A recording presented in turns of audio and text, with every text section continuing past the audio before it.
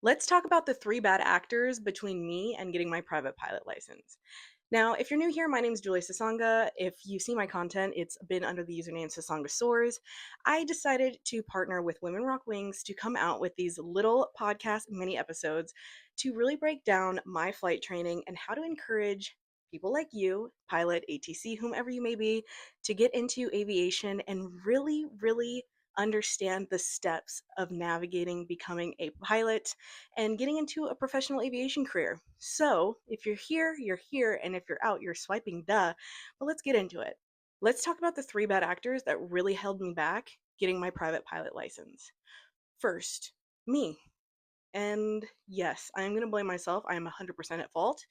I was young, 18, 19, really didn't know myself, wasn't confident in who I was as, first of all, a pilot and as a person, and my learning style was not really fully concrete.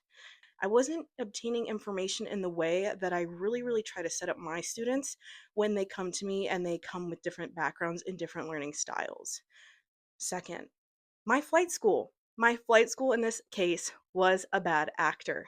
They paired me with an instructor that was going off to the airlines who was not mentally in the right headspace to take on a preparation private pilot, i.e., I was at the end of my training, and the only reason why I was going to this flight school was because I was driving 2.5 hours back and forth between college and my hometown to get my private license done, and I was getting really tired of that. So I wanted to put that on hold and go to a neighboring flight school that was in the college town that I was studying in, which made me get paired up with this flight instructor.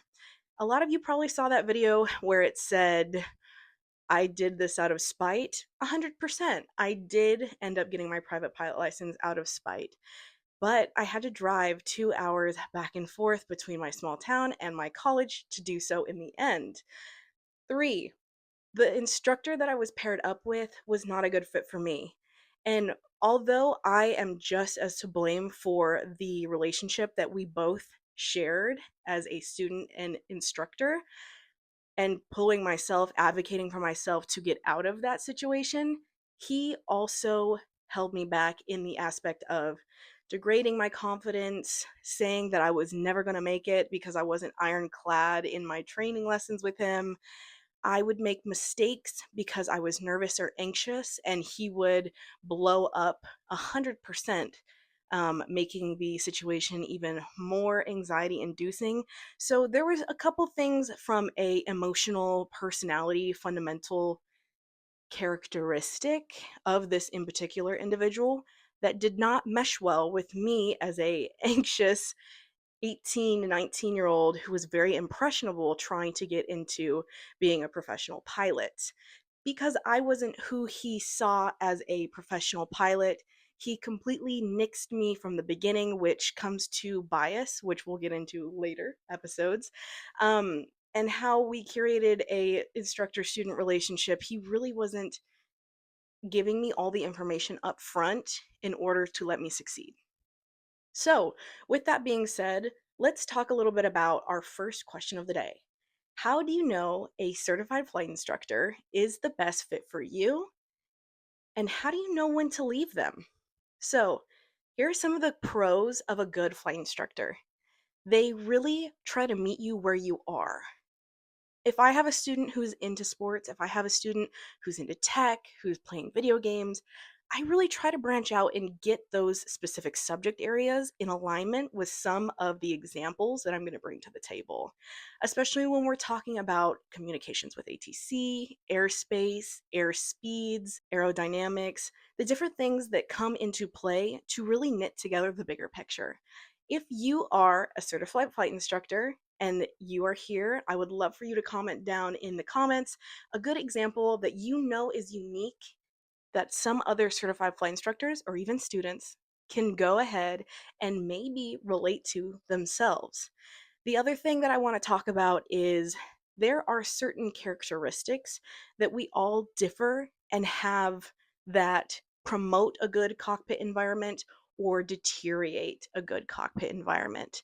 Me as a unconfident, anxious student at the age of 18, 19 was not ready for someone who is well in the advanced age, advanced hours to degrade me on the way that I presented myself to my flight lessons. It really made me feel like I wasn't doing my best, but I also wasn't showing up to my fullest potential because I had everything stacked against me before even getting to the flight lesson. Let's break down a little bit what I'm talking about when it comes to finding the best flight instructor and then knowing when to leave them. Finding the best flight instructor is finding someone who is willing to put you forward and take care of you, no matter the cost of what it takes to get you through the finish line. Now, I'm not saying that they're going to spend day and night and answer your phone calls at 2 a.m. Don't do that. But what I am saying is this is someone who stays back with you to always make sure that you understand the material and asks questions. If you can find a flight instructor that is proactively learning about you, that means that they're taking the time to actually sit and understand you to the point of understanding how you learn, understanding how you show up, and understanding an environment that can be created to make you feel safe, secure, and able to learn, especially when we're talking about Maslow's hierarchy of needs. You need to have a safe space to have your fullest potential. Next, if you have someone who is not willing to learn you for you to show up for your best potential, that means they're not showing up for their best potential. So we need to really navigate, is this person setting out blocks of time for me? Is this person allowing me to make mistakes, but also ensuring that I have a safe space to actually learn from the mistake? Do I feel confident and comfortable with the way that they explain information if I need to have it explained in different levels of education? And when I say that, I mean collegiate, teen, 5 years old. If your instructor can actually go through and work through all three tiers, that means you found someone who is willing to sit down on their own accord and show up for their students where their students are, which is exactly where we want to be. Next, let's chit chat a little bit about when to leave a flight instructor.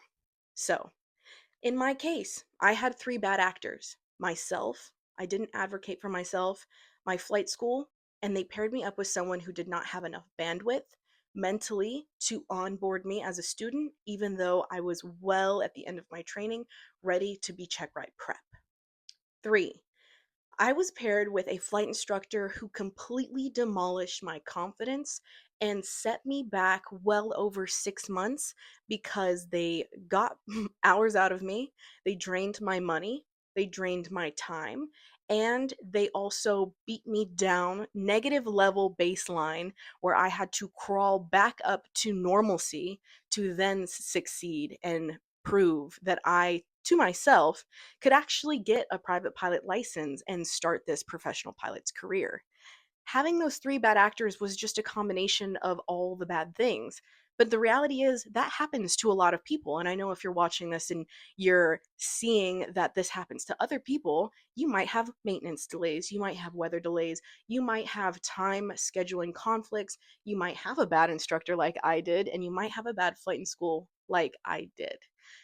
If those things are happening to you, I want you to know that you are not alone. This is something that happens to the majority of people. Why do you think there's an 80% fail rate for student pilots? But I need you to hear this.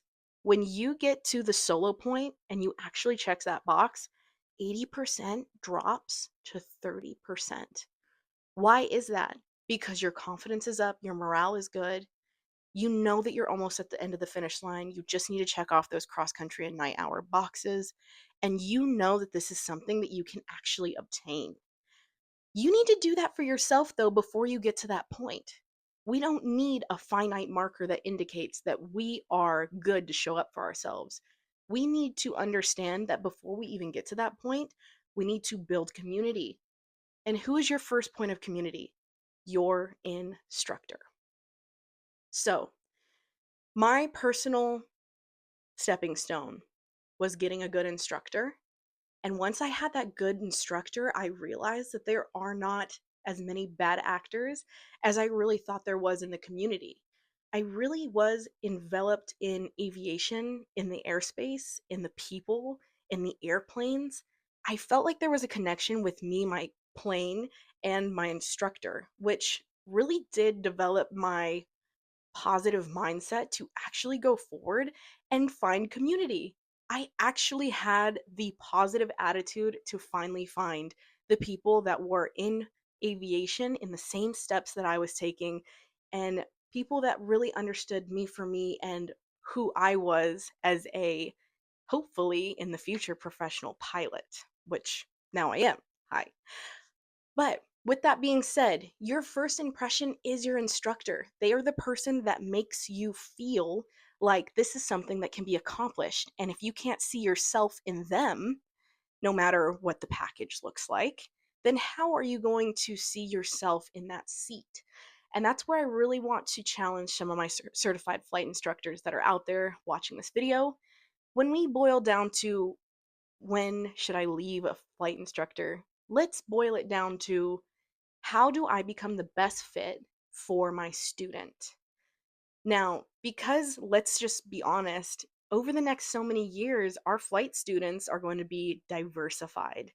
We need to understand where everyone is coming from and how can we meet them where they are. That's been the running theme of this mini episode. Just hold on with me. I had a commercial student. Lovely. She was previously with a male flight instructor who was not explaining subject areas where they made sense to her. Keep in mind, this woman is smart. I mean, she's well off in her career. She was a contractor with the Navy, and she is well understanding navigation, coordination, coordinates. I mean, she had everything. Why can't we place the puzzle pieces to make the greater picture and land the airplane? Because that was the struggle that we were having, landing the airplane. And finally, I realized just after one lesson with her, we were sitting down and she turned to me in the airplane and said, "You were using words that made sense to me." I wish I had that motivation as a student pilot, realizing that some of the things that my certified flight instructor were trying to communicate to me weren't making sense because I wasn't his primary demographic of students. He was explaining things to me the way that he was explained. And it didn't make sense to me in the moment until, as a commercial student, I had a female instructor who really had this 180 moment where she was taking what was explained to her and impressed on her, and in the moment, smart enough to realize, well, it didn't make sense to her right off the bat, so why would she explain it that way? And in that biome, in that bubble, it was so clear to me that I was doing the same. I was using words and terminologies that made sense to her. And I'm not talking as a pilot. I'm talking as a crafter, as someone who crochets, as someone who knits, as someone who paints, as someone who goes through quirky, crafty things that go into fluffing the pillow, being gentle, using trim. Trim is your best friend, especially as a woman in aviation, because if you can trim yourself out, you can alleviate the pressure. Now, I'm using that as an analogy, but I'm also using that as actual fact. If you can use trim, you can alleviate the pressure. Yes, in the airplane when you're flying the airplane, but think about where that could fit everywhere else in your training. If I can set up a system to automate it and alleviate the pressure when it comes to studying, when it comes to showing up, when it comes to being emotionally and physically prepared and fit to fly, when I'm communicating with people in my counterparts of my community, is this a person that fulfills my spirit, my soul? Is this someone who inspires me? Am I inspiring them? Am I setting up the systems behind me? Am I trimming myself to alleviate the pressure? It was this student that made me realize there are not enough instructors that are setting up systems for their students to alleviate pressure. And that's where I want to sit with the question. How do you know as a flight instructor that you are the best fit for your student? Because after all those systems are set up, is your student showing up to be their best self with you? And if they're not, that's when you realize I need to hand this student to somebody else because their learning style might be vastly different than my teaching style. And that's where I am going to end the episode for today. If you have any questions, comments, or concerns, you can leave them down in the comments. But also, if you are more interested in doing one on ones, consulting, just reaching out, networking, you can go ahead and email me at sasanga@archipelagoaviation.com. It's in my bio. I would love to network with some of you guys and bounce ideas around. We are really, really hoping that you enjoy these small talks on Instagram and TikTok. I'm really, really hoping to have long form content on my YouTube, and I really can't wait to share some of the projects that me, myself, and Women Rock Wings have to give to the aviation community and our beautiful, beautiful women of aviation over the next so many months. So please stick around for that. And I hope you have a great day and blue skies and tailwinds to bump you up.